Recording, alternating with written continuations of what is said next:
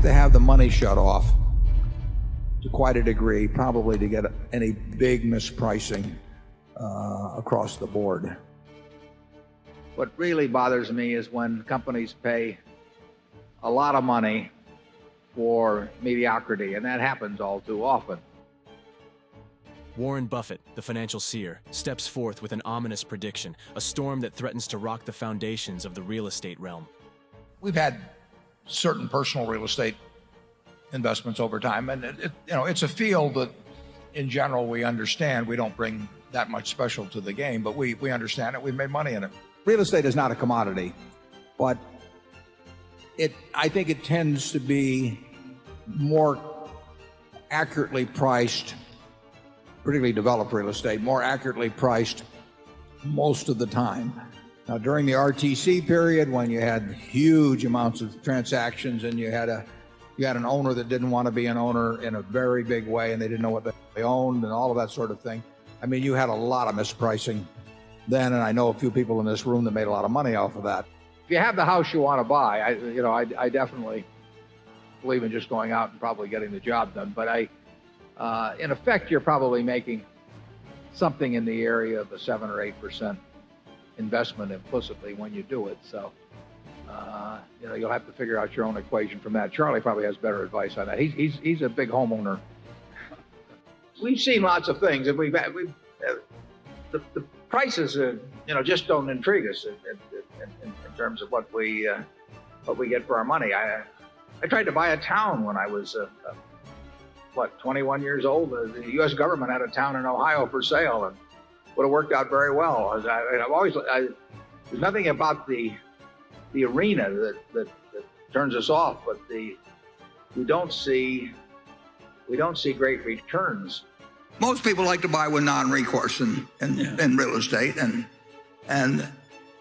one time I asked Charlie, there was some real estate guy we were talking to him, and how do they decide how much a building like this is worth? And the answer is it's whatever they can borrow without signing their name.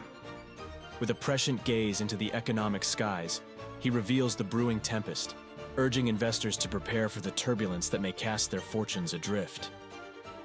Actually, at the time that the NASDAQ about hit its high, REITs were quite cheap in my view, and I have less than 1% of my net worth outside of Berkshire, but basically I had that portion all in REITs. They're all small ones at that time, but they were selling at discounts. At that time, they were selling at discounts to the values of properties, and those values of properties were much more conservatively figured than today. Today, you have very fancy prices on real estate, and on top of that, you have the REITs often selling at a premium to those. So I regard REITs as quite unattractive now, certainly compared to 5 or 6 years ago. But that's a group of securities. So that's for an individual, you regard them as unattractive. Yeah. And for a corporation, that much more so. Yeah, right.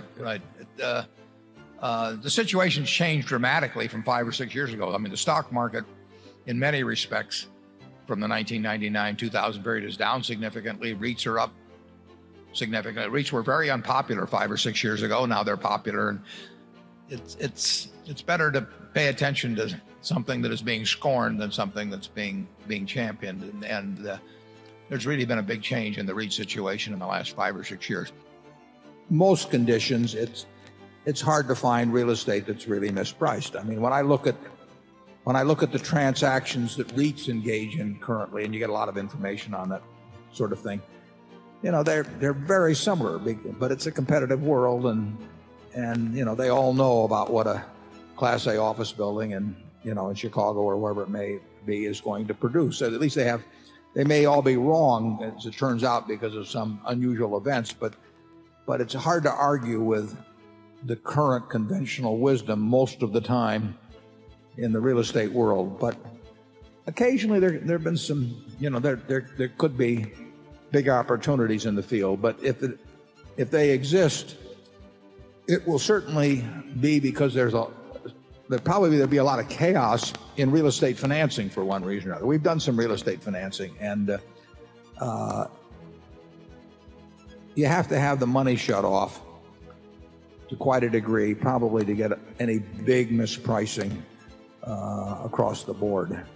His words echo like a clarion call across the real estate landscape, compelling all to fortify their positions and weather the approaching market maelstrom. If you look at real estate generally, you'll understand what the phenomena that's happening if you remind yourself that that's the attitude of most people that have become big in the real estate business, and it does mean then that the lenders are the ones that get the property, and of course they don't want the property usually, so then the real estate operator counts on negotiating with them, and the banks tend to, extend and pretend, and there's all kinds of activities that arrive out of commercial real estate development, which occurs on a big scale, but it all has consequences, and I think we're about, well, we are starting to see the consequences of people who could borrow at 2.5% and find out it doesn't work at current rates, and they hand it back to somebody that gave them all the money they needed to build it. I would say this, in my own view, the most exorbitant are not necessarily the biggest numbers.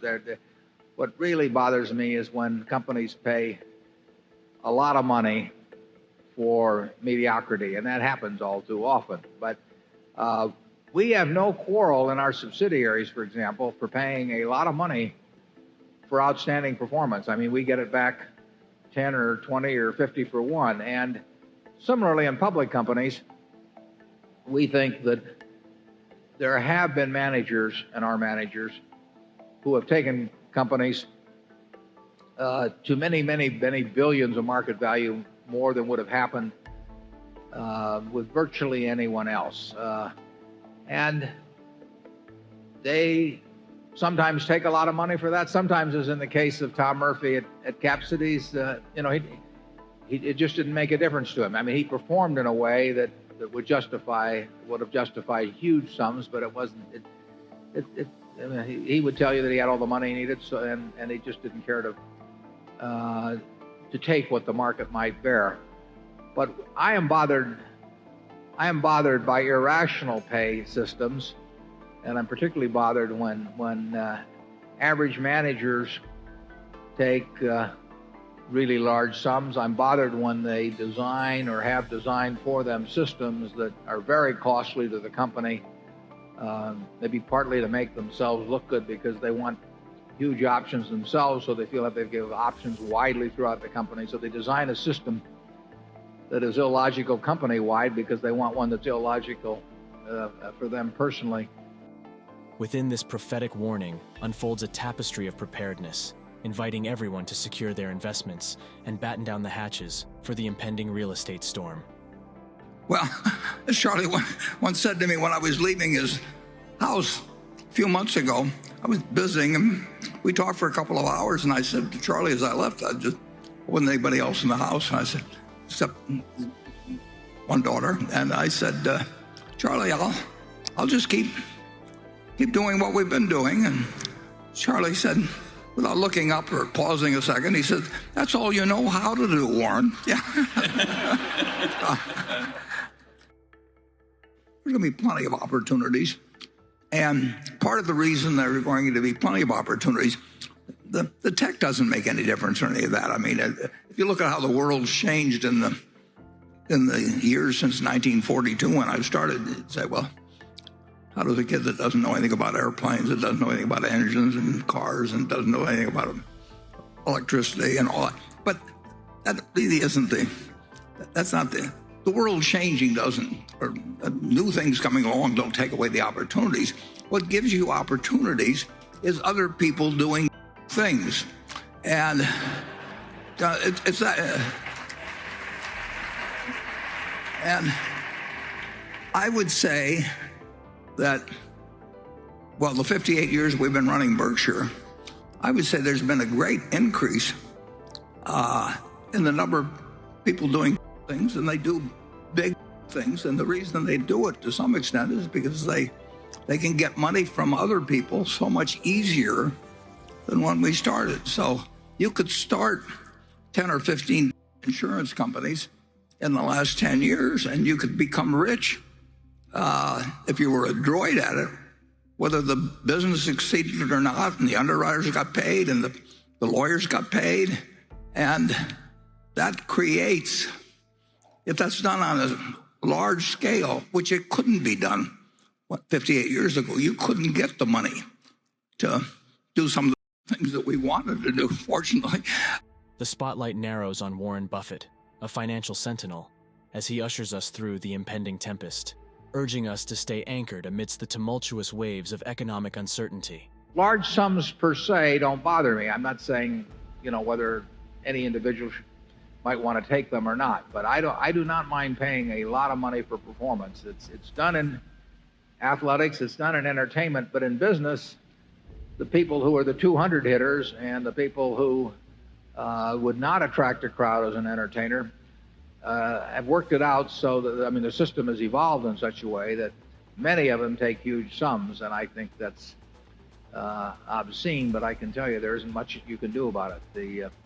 The system feeds on itself, and companies do look at other companies' proxy statements. Every CEO does, and they say, well, if Joe Smith is worth X, I have to be worth more. And they tell the directors that certainly you wouldn't be hiring anybody that was below average, so how can you pay me below average? And the consultants come in and ratchet up the rewards, and it's not anything that's going to go away. It's like we were talking about campaign finance reform earlier. The people who have their hands on the switch are the beneficiaries of the system. Who have their hands on the switch are the beneficiaries of the system, benefiting enormously and perhaps disproportionately from that system. I think that investing has disappeared so much from this huge capitalistic market that anybody can play in, but that the big money is in selling other people ideas. It isn't outperforming. And I think if you don't run too much money, which we do, but if you're running small amounts of money, I think the opportunities will be greater. But then Charlie and I have always differed on this subject. He likes to tell me how gloomy the world is, and I like to tell him we'll find something, and so far we've both been kind of right. In this age of financial foresight, Warren Buffett stands as a guardian, reminding us that in the face of approaching turmoil, strategic planning and fortification are the tools that may yet save our estates. The purchase of a home is the largest financial transaction for a significant percentage of the population that they make, and a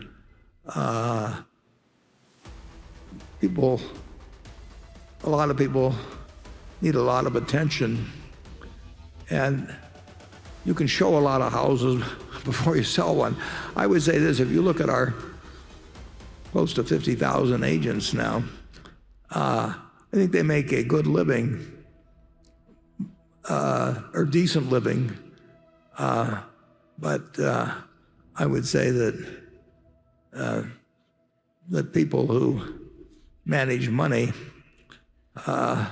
make a whole lot more money with perhaps less contribution to the welfare of the person that they're dealing with. So I don't think that there are unusual profits involved in being a real estate agent. I don't think there are unusual profits involved in the ownership. We like it because it's fundamentally a good business. But here we are doing 3% of all the real estate transactions in the United States, and we're making maybe $200 million a year, which we won't get into what the comparative efforts are in Wall Street to earn $200 million.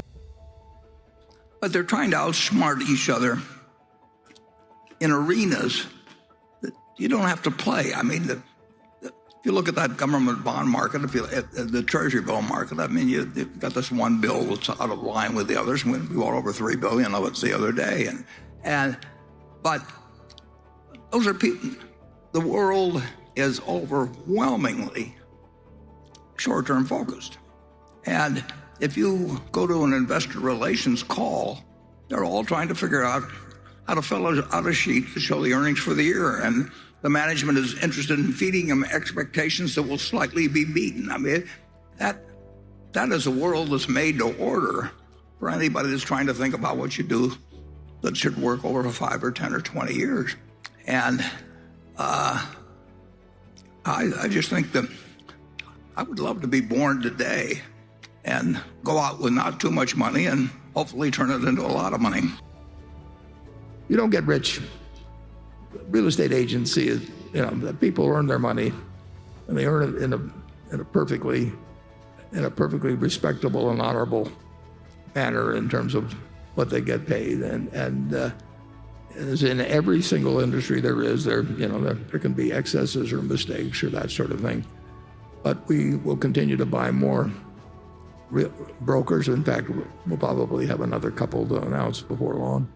And we will feel that if we get to where we're doing 10% of the real estate brokerage business in the country and we're making $600 or $700 million a year pre-tax, we will not think that's a crazy amount of money to make for enabling 10% of 5 million people to change their homes every year in the United States.